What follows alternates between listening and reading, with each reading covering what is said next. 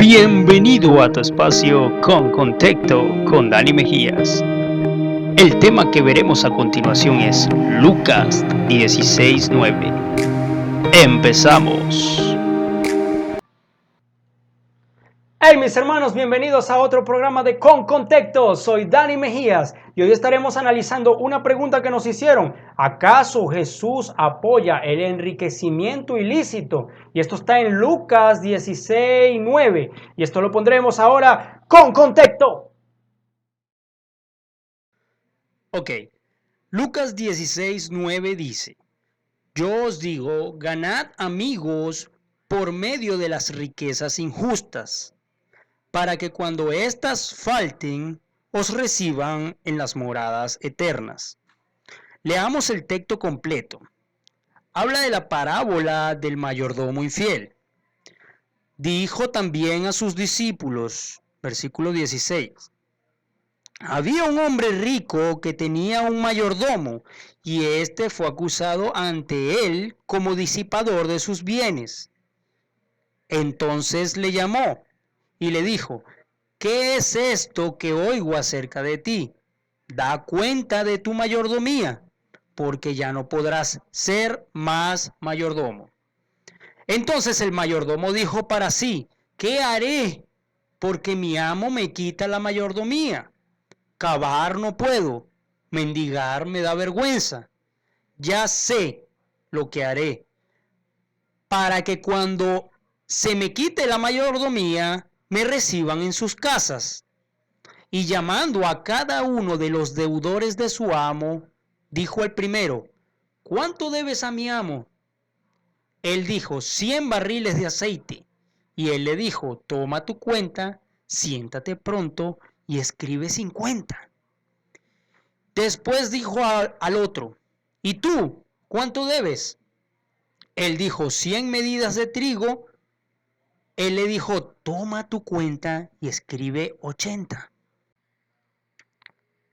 Ok, pausamos aquí para ver que esta parábola cuenta la historia de un mayordomo, una persona que está encargado de llevar la administración de los bienes de una persona con mucho dinero. Este mayordomo fue descubierto administrando mal aquella riqueza y robando.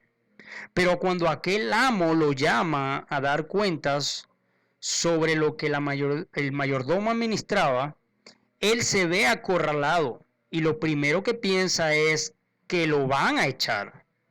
Y lo segundo es qué va a ser de su futuro. Vea bien esa parte. Él piensa en su futuro terrenal. Y se dice a sí mismo: no sé cavar, no sé hacer trabajos forzados y me avergüenza mendigar en la calle. Pero luego se ingenia una idea macabra para asegurar su futuro terrenal. Y resalto esto, su futuro terrenal. Pero este mayordomo aún continúa haciendo el mal, ya que busca a los que le debían a su amo para descaradamente rebajarle las deudas que ellos tenían con el amo. De esa manera ganarse el favor de ellos y así tener personas que lo puedan ayudar cuando ya él se quede sin su trabajo. Bien, allí caemos en los versículos a interpretar.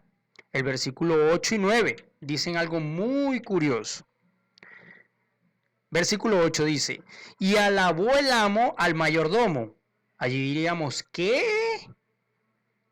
Ok, dice: alabó el amo al mayordomo malo por haber hecho sagazmente, porque los hijos de este siglo son más sagaces en los tratos con sus semejantes que los hijos de la luz.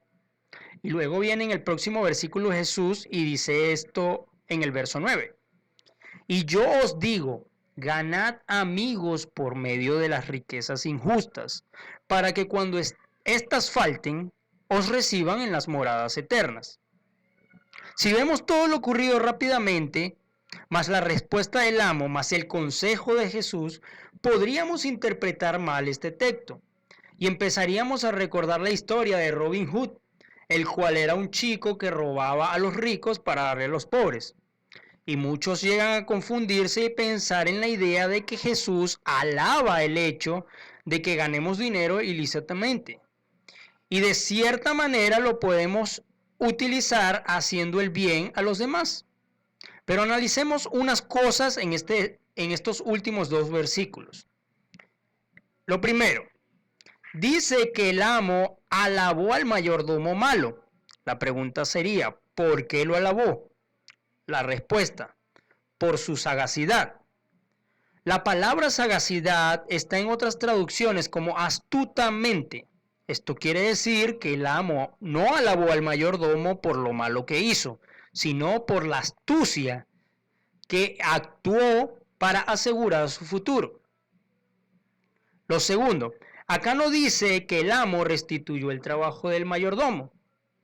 Lo tercero, acá el amo hace una comparación entre cómo actúan con sus semejantes los hijos de este siglo, o sea, los no nacidos de nuevo, con los hijos de la luz, que serían los cristianos. Luego Jesús, en el verso 9, dice que ganemos amigos con las riquezas injustas para que cuando éstas falten, os reciban en moradas eternas. Estudiaremos esta palabra riquezas injustas. En otra traducción dice así. En la versión NBI dice, por eso les digo que se valgan de las riquezas mundanas para ganar amigos, a fin de que cuando éstas se acaben, hayan quienes los reciban a ustedes en las viviendas eternas. La palabra usada en este texto para referirse a riquezas mundanas es mamón. Mamón. Es una palabra aramea que significa riquezas, pero su etimología es confusa. Los eruditos han sugerido conexiones con el verbo confiar o un significado de la palabra confiado, o con la palabra hebrea matmón, que significa tesoro. También se utiliza en hebreo con el significado de dinero. La transcripción griega para mamón es mamonás y puede encontrarse en el Sermón de la Montaña durante el discurso sobre la ostensión y en la parábola del administrador injusto que estamos viendo. En la Biblia, mamón se personifica como símbolo de la riqueza en Lucas 3 y Mateo 4. En algunas traducciones aparece como mamón, pero en otras se traduce como abundancia deshonesta o similar, dando así a entender que lo que quiso decir Jesús fue: no se puede servir a Dios y a las riquezas, en el sentido de estar esclavizado al amor al dinero.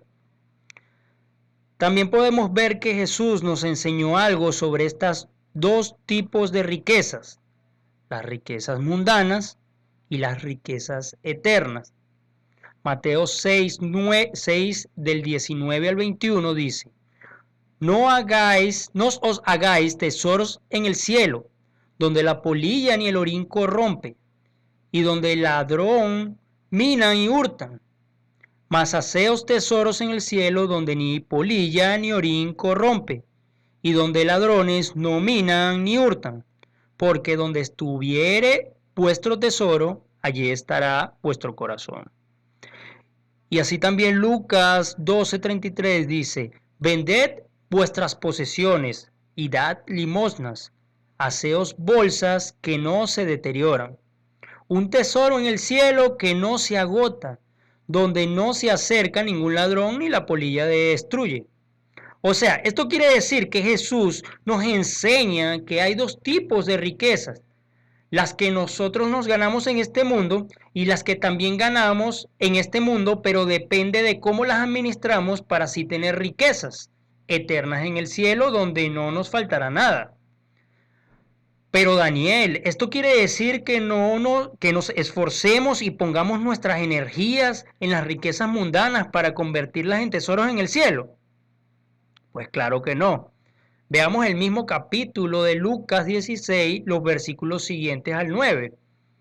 Versículo 10 dice: el que es fiel en lo muy poco, también en lo más es fiel. Y el que en lo muy poco es injusto, también en lo más es injusto. Pues, si en las riquezas injustas no fuisteis fieles, ¿quién os confiará lo verdadero? Y si en lo ajeno no fuisteis fieles, ¿quién os dará lo que es vuestro? Ningún siervo puede servir a dos señores, porque aborrecerá a uno y amará al otro, o estimará a uno y menospreciará al otro. No podéis servir a Dios y a las riquezas.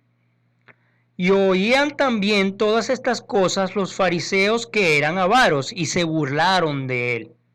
Entonces les dijo: vosotros sois los que os justificáis a vosotros mismos delante de los hombres, mas Dios conoce vuestros corazones, porque lo que los hombres tienen por sublime delante de Dios es abominación.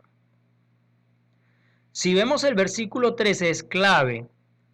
No busquemos el amor al dinero, muy parecido a lo que dijo Mateo 6:24.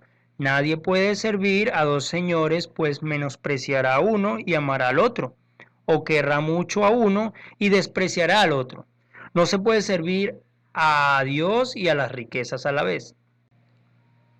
Vemos al principio de este capítulo que Jesús le decía estas cosas a sus discípulos, pero vemos al final del capítulo que los fariseos oyeron estas cosas y se burlaron de Jesús.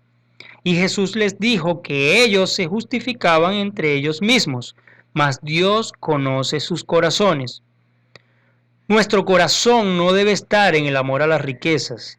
Y aun si obtenemos las riquezas de este mundo, debemos los cristianos ser astutos, así como los injustos son audaces.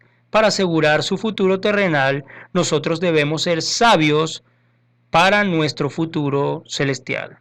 Bueno, mis hermanos, pudimos ver que en este versículo Jesús no apoya las riquezas ilícitas, sino más bien nos manda a ser buenos administradores de lo que se nos ha dado por gracia, y que asimismo nosotros debemos actuar con nuestros hermanos. Hermanos, no olvides darle clic a la campanita y suscríbete al canal, y no olvides hacer cualquier pregunta en los comentarios. Si tienes algún texto que es de difícil interpretación, aquí haremos lo posible por ayudarte. Así que nos vemos la próxima en otro programa de Con Contexto.